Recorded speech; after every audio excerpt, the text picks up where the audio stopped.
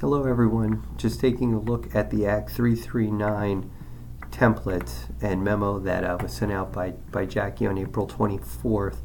This video is been designed to help provide further assistance and guidance utilizing the Chapter 339 information from this memo. A lot of what we already do on a day-to-day basis meets Chapter 339 standards. And I just really want us to inventory what we currently do, utilizing this document to help us meet the requirements outlined further in this memo. Taking a look here, scrolling down the memo, we're going to unpack this. Northampton Area School District. Okay, so those of us that have Northampton Area School District students, this is an area to focus in on. Those of us that do not, I've got more information coming very shortly that may be helpful. Looking at the first part of this, we need evidence and artifacts. They need to be submitted to Northampton Area School District by Friday, May 3rd. That's this Friday. What we're going to do is I'm going to be in touch with a number of you individually. I'll come around, I'll pick up those evidences. All the administration and administrators are signing up to come around to all the schools to pick up all the evidences to take them to the Northampton admin building. So that takes a part away in regards to having to get it there. So taking a look here, please follow directions on how to submit these artifacts. Use the Act 339 class list template below to list all Northampton students in your classroom. So this is specifically for Northampton. This is the template for those of us that are working with Northampton students. So what you're going to do is you're simply going to your teacher name, your program, your building. You're going to list your Northampton students and you're going to list their grade levels. Okay, that's it. So just grade level, student name. You're basically just going to plug in your class list here as a starting point. Next, attach the artifacts to the class list template. A supervisor or program specialist will stop by your classroom on May 3rd to pick up the class lists and artifacts. Simply take this template, fill out your student name, the grade level, and then behind it, via paperclip, we will paperclip out all of the evidences for these identified students. Also, please see an update on number 3 on how to label the artifacts. We'll get there in a second. Taking a look here, review IU20 Career Readiness Evidence Guide by grade level to identify how many artifacts are needed, okay, to be collected by the end of the 2018-2019 school year. So what I did was I started an email, which I will send out with this video, that breaks everything down by grade level. That's just simply linked here. It can also be found down here. Let me see. Career Readiness and Evidence Guide by grade level. So you have it two ways. Next, resources to assist with planning activities are available in the links below. PDE Academic Standards for Career Education Readiness and Special Ed Standards. Benchmark activities. Collect each student's evidence, the artifacts. On each evidence artifact, list the student's first name and identify the career standard. For example, Artifact 1, Joe Smith, 3rd grade, 13.13, Career Readiness and Preparation. Artifact 2, and you could see the same follows suit, Career Acquisition. Now, this part highlights it for the Northampton Area School District. How is this information beneficial to all of us that don't have Northampton students? Taking a look at this as a whole, so we understand what we need to do for at least how to set this up for the Northampton students. And what we'll do is for the non-Northampton students, for everybody else, what we'll do is we'll lay out a guideline for that as well that I believe was incorporated in another memo that was sent out by Jackie. So taking a look here, documents attached. PDE Academic Standards for Education and Work Readiness. Okay, there's the standards. What else? Career Readiness and Evidence Guide by grade level. That's that very important information that highlights, not this one, it's this one, that highlights right here the readiness guide by grade level. Standard key, first two numbers are identified by the standards. This breaks it down. First two numbers identify the career standard, 13.1.3.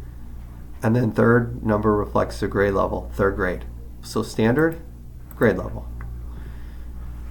Grade 3, two pieces of evidence from 13.13 career readiness prep. That's it. Two pieces of evidence that tie into this specific standard. One from 13.1 and one from 13.2. Well, when we look at evidence, here's a quick example. Coming back to your form, and if we go down here to benchmark activities, here are examples that are given above and beyond the ones we're going to talk about in a few minutes. Career readiness benchmark activities evident with students with low incidence disabilities. So if we take a look in this document, you'll see the standard with third grade, right? 13.1 is the standard, and then grade 3. And then what it says is, the standard shall teach, challenge, and support every student to realize his or her maximum potential and acquire skills or knowledge and skills needed to recognize all students have unique interests, identify current personal interests. A lot of you have already done this. A pictorial transition interest survey, beginning of the year, we probably did this, where you had students just demonstrate some basic information in regards to what their interests are. Some of you have class jobs where you have our elementary students that they work in those jobs every day. That also ties into their unique interests based on what job assignment they have. All that would be is a picture that you print out of them doing their job, or on the bulletin board of their name underneath their job. And then what you would do is you would simply follow this guideline here. Collect each student's evidence. Artifact 1, you put the student name, you put grade 3, and you put the standard, and that would simply be the student, their name, and then the correlating standard, and the picture could just simply be, as evidence, the student's name underneath their current job, tying into their interest, or a picture of the student working in that job or role. That is an example of how we will be able to meet 13.13 career awareness and preparation for a third grade student. Above and beyond all of these. So you have the activities, and then you have the artifacts. So you could see these artifacts and the methods can actually tie in here. The completed survey, a portfolio, a completed PowerPoint that students did. And this all ties in if the students actually walked through and did a presentation on who they are as a student. Some of you may have that as part of an opening activity, and if you don't, if you just have them working in a class job that relates and ties back to personal interests, hey, that'll count too. Let's see. Looking down at the list, individualized career planning. Just want to show real quick what this is.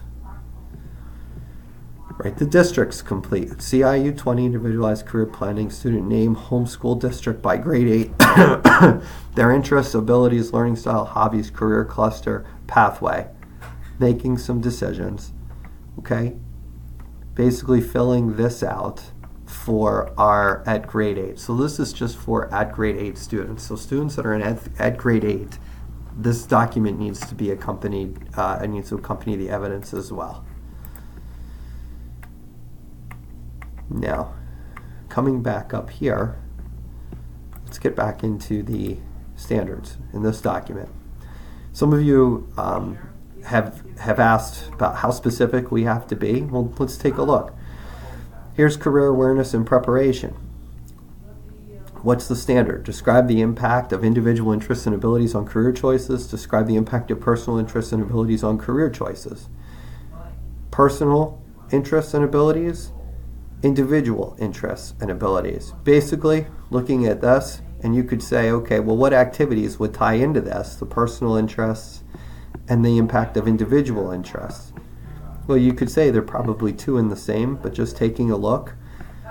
and identified jobs, aligned personal interests. Folks, you could use the same picture to notate both standards. That based on their interests and abilities, career choices, that's why they have their class job. So it's the same picture that you can notate as evidence, and you could simply, one picture, keeping it simple, one picture, delineate right here by grade level. It's right here, Artifact 1 and Artifact 2, Joe Smith, 3rd grade. These are the standards, Standard 1, Standard 2. There you go. Maybe that same piece of evidence for a 3rd grade student hit both standards. That's fine. Attach it and notate as such. Let's see, what else we have? As we scroll down and take a look, so this is at, let's see, 13.13, 13.18, okay, looking at an 8th grade standard, right? Relate careers to individual interests, abilities, and aptitudes. So for a student in grade 8, let's take a look real quick. If we go back to this, where is it? We go back to this. Grade 4, if you take a look, grade 3 and 4 tie in back into this. 2 pieces of evidence. So it's 2 pieces of evidence for grade 3, 2 pieces of evidence for grade 4, and then 6 pieces of evidence for you needed to meet the requirement, the indicator outcomes. All 4 standards must be addressed once. So you take a look, by the time we get to 5th grade, let me get back there, sorry. By the time we get to 5th grade, let me see where those standards are for 5th grade. Looking, right here, okay. So by the time we get to 5th grade, we have 1, 2, 3, 4, 5, 6, 7 standards to choose from. So it's the same thing. 5th grade standard, this is just your key. Describe the impact of individual interests and abilities on career choices. We just looked at this. So by the time they get to 5th grade, you can continue to utilize similar evidences as you did throughout. That's okay. If we take pictures of students that are in class jobs, that have taken interest surveys, if we have vocational or pre-vocational boxes, we take pictures of students working on those. If we have students that are a line leader and they're helping students line up, all of those activities count towards these standards. Come down through the 8th grade standards. So in the 8th grade, just real quick to note that we need to fill out for our 8th grade students this: the teacher name, the IU program, the school building. I apologize, it's not that. I apologize, it's this. Okay, the individualized career plan. The interest, abilities, learning style, hobbies, career cluster, pathways. Listen, as we work through this, you've worked with our students all year. Please feel free. Just notate their interests. This could simply be in bulleted form. This could be anecdotally written. Same thing with ability, skills, the learning styles. How do the students learn? What are some of their hobbies? And then looking at the career field of interest, taking a look at the standards, that's the career cluster. That you might say career cluster is, let's see, 3 point here for 8th grade. Relate careers to individual interests, abilities, aptitudes. You simply might say that they want to be or they're striving, our students to striving to be let me see.